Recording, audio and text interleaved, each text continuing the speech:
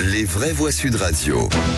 Bonsoir Félix, 3 mots dans l'actu qui sont adoption, immigration et démission. L'adoption du projet de loi immigration entraîne la démission du ministre de la Santé et l'indignation de la gauche, version durcie par la commission mixte paritaire hier, puis largement adoptée dans la soirée par les deux assemblées. Malgré la défection d'une partie des députés macronistes, satisfaction du LR qui a voté pour, du RN qui voit une victoire idéologique. Emmanuel Macron va prendre la parole tout à l'heure chez nos confrères de France 5 et devrait saisir les sages dès ce soir. Le gouvernement défend un texte sans être bien certain qu'il soit conforme à la Constitution. Allez, on refait le film de ces dernières 24 heures sous haute tension. Les vraies voix Sud Radio. Une crise politique ? Quelle crise politique ? Une démission du ministre de la Santé ? Quelle démission ? Vraiment, je vois pas de quoi vous parlez. En tout cas, Elisabeth Borne non plus ce matin. Attendez, moi j'ai échangé très tard dans la nuit avec le président de la République qui n'a pas reçu la démission d'Aurélien Rousseau, donc c'est un non-sujet. Moi j'entends n'importe quoi, il est légitime que les ministres se posent des questions. On va arrêter de commenter des choses qui n'existent pas. Maintenant on a un texte qui est voté, on va passer aux autres dossiers qui préoccupent les Français. La première ministre ce matin chez nos confrères de France Inter, sauf que, aïe aïe aïe, un tout petit peu plus tard, patatras. D'abord, je vous confirme la démission du ministre chargé de la Santé et de la Prévention, Aurélien Rousseau, qui a présenté sa démission à la Première ministre et au Président de la République et qui était absent ce matin en Conseil des ministres. Aurélien Rousseau sera remplacé par Agnès Firmin Lebaudot, actuellement ministre déléguée aux professions de santé, qui assurera l'intérim. Annonce d'Olivier Véran, porte-parole du gouvernement, tout à l'heure après le Conseil des ministres.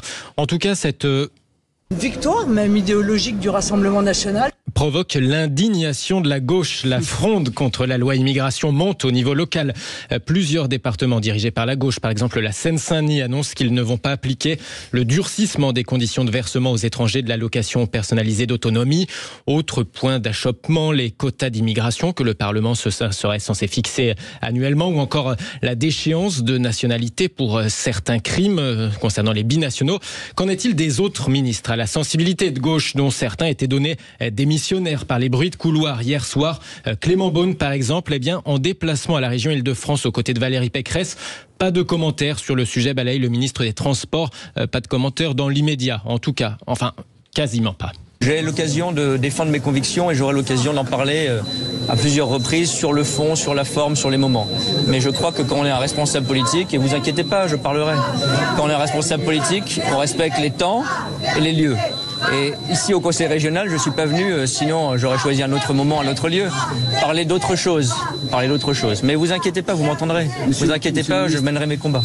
Pendant ce temps, la gauche s'indigne et a tout de suite brandi la menace de saisir le Conseil constitutionnel. Bien sûr, des mesures sont manifestement et clairement contraires à la Constitution.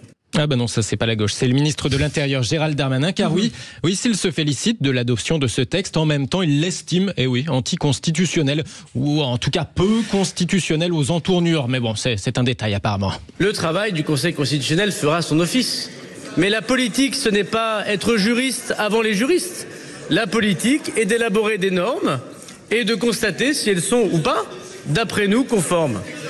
Et oui, des questions se posent sur un certain nombre de dispositions qui pourraient être soit non conventionnelles, soit peu constitutionnelles, mais laissons le Conseil constitutionnel faire son affaire. Peu constitutionnel. Et il y en a un qui craint que le président Macron fasse lui aussi son affaire avec le texte. C'est le président du groupe LR du Sénat, Bruno Retailleau. Je pense qu'il pourrait retirer, en tout cas ne pas le retirer, mais ne pas le promulguer, ne pas signer le texte, première chose. Ensuite, on voit bien qu'il veut se servir du Conseil constitutionnel dans un face-à-face avec le Parlement. Je mets en garde aussi sur cette pratique. Le Conseil constitutionnel n'est pas une instance d'appel du Parlement. Il y a la souveraineté populaire, il y a un état de droit, les deux ne doivent pas s'opposer. Le Conseil constitutionnel ne doit pas faire de la politique, il doit respecter le droit.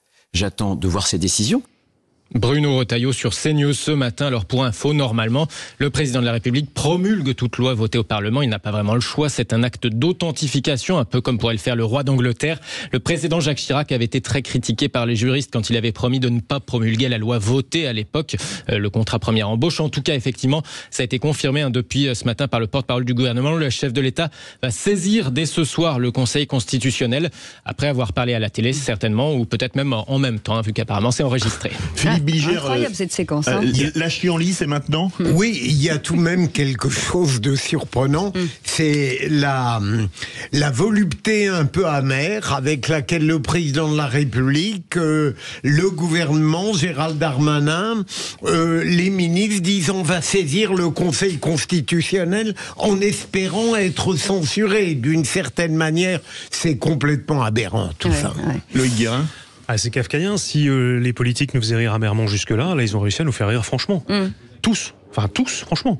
Je regardais les articles ce matin, les déclarations de droite, d'extrême droite, comme de gauche ou d'extrême gauche, ont toutes cela de commun qu'on n'y comprend plus rien du tout. Ils passent réellement pour des gens très amateurs. François Pupponi, vous, ancien député, vous auriez imaginé entendre et voir ça? Non. Moi, j'ai été député 15 ans, jamais je n'ai vu ça. On a eu des moments de tension, des moments de doute, des moments où on a été battu par les oppositions, où on a battu la majorité. Là, c'est panique à bord. Parce que la gauche a fait en sorte d'empêcher le débat. Et donc, faire en sorte que ce soit les Républicains et le Rassemblement national qui mènent la danse. Et une fois puisque c'est eux qui mènent la danse, qu'ils sortent un texte dur, en particulier les Républicains, ils disent c'est scandaleux, mais il fallait juste ne pas voter la motion de renvoi et avoir le débat dans l'hémicycle, et avoir le débat dans l'hémicycle. Donc ils ont tendu un piège à la majorité pour dire vous voyez, ils sont avec la droite, avec l'extrême droite. Marine Le Pen a été intelligente en disant, fine politique, en disant je vote, donc parce que c'est un texte qui est le mien en fait. Voilà, bon, très bien.